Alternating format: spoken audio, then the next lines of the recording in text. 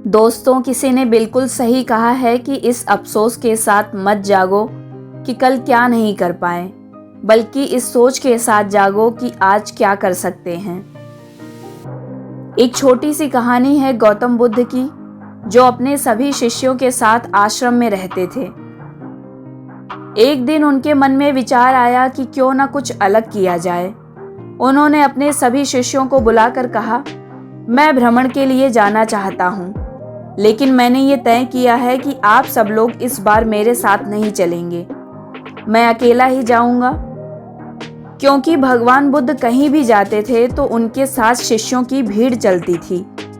लोग दूर से ही समझ जाते थे कि भगवान बुद्ध भ्रमण के लिए निकले हुए हैं।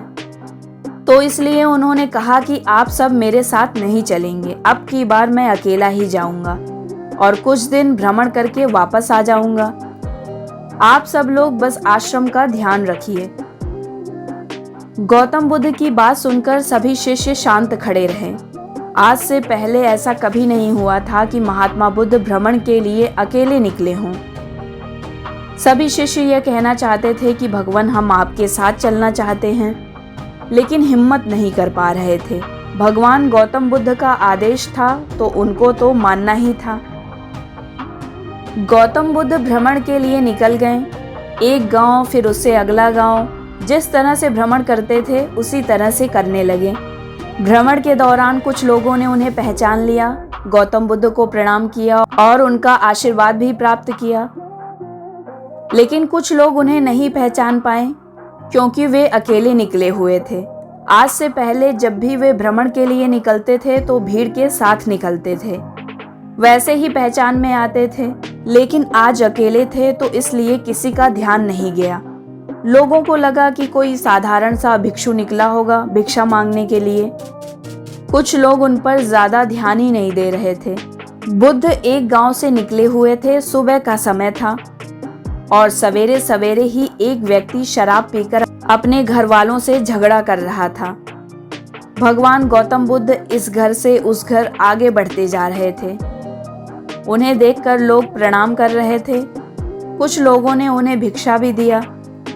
अब उस घर की बारी आई जहां वो आदमी शराब पीकर झगड़ा कर रहा था। महात्मा बुद्ध जैसे ही उस घर के सामने पहुंचे तो उसने देखा कि एक भिक्षुक आया हुआ है। वो उन्हें देखते ही और ज्यादा गुस्सा करने लगा।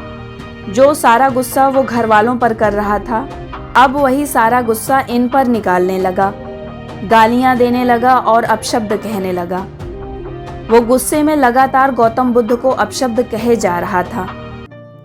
भगवान गौतम बुद्ध उसकी सारी बातें चुपचाप शांति से सुनते रहे, बस मुस्कुराए और आगे बढ़ गए। जब उस व्यक्ति का नशा कम हुआ तो उसी गली में एक बूढ़ा व्यक्ति रहता था। वो उसके घर पहुंचा और जाकर बोला कि आज तुमने बहुत बड़ा पाप कर दिया है। शराबी ने बोला, क्या हो गया, मुझे ज्यादा ज्ञान मत दो। तो उस बूढ़े व्यक्ति ने कहा कि नहीं, मैं ज्ञान नहीं दे रहा हूँ, पर आज तुमने सच में पाप कर दिया है। तो उसने कहा, क्या हो गया, ऐसा क्या कर दिया है मैंने? बूढ़े आदमी ने बोला, तुमने भगवान गौतम बुद्ध को गालियां दी। वो आदमी कहने लगा, पागल हो गए हो क्या, मैं क्यों उनको गालियां दूंगा? बूढ़ा आदमी बोला, अरे मैं सच कह रहा हूँ। जो आज सुबह सुबह तुम्हें दिखाई दिए थे वो कोई आम भिक्षु नहीं थे, बल्कि गौतम बुद्ध थे। तो उस आदमी ने, जिसने शराब पी रखी थी, उसने कहा, नहीं, वो गौतम बुद्ध हो ही नहीं सकते। वो हमेशा भीड़ में चलते हैं, उनके पीछे पीछे उनके शिष्य चलते हैं। बूढ़े व्यक्ति ने कहा, मैंने काफी बार उनके दर्शन किए हैं, मैं उनको अच्छे से पहचानता हूँ, वे भगवान गौतम बुद्ध ही थे। तुमने उन्हें ही गालियां दी हैं।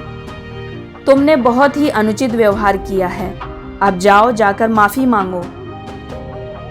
उसका शराब का नशा उतर चुका था। वो खुद के व्यवहार के लिए शर्मिंदा होने लगा। उसे लगा कि उसने बहुत बड़ा पाप कर दिया है। भगवान गौतम बुद्ध को अपशब्द कह दिया, इतनी बड़ी भूल की माफी भी नहीं मिलेगी। वो तुरंत अपने गांव से निकल गया। दूसरे गांव के रास्ते में वो गौतम बुद्ध को खोजता रहा, पर उसे बुद्ध नहीं दिखाई दिए। उस गांव में भी नहीं मिले।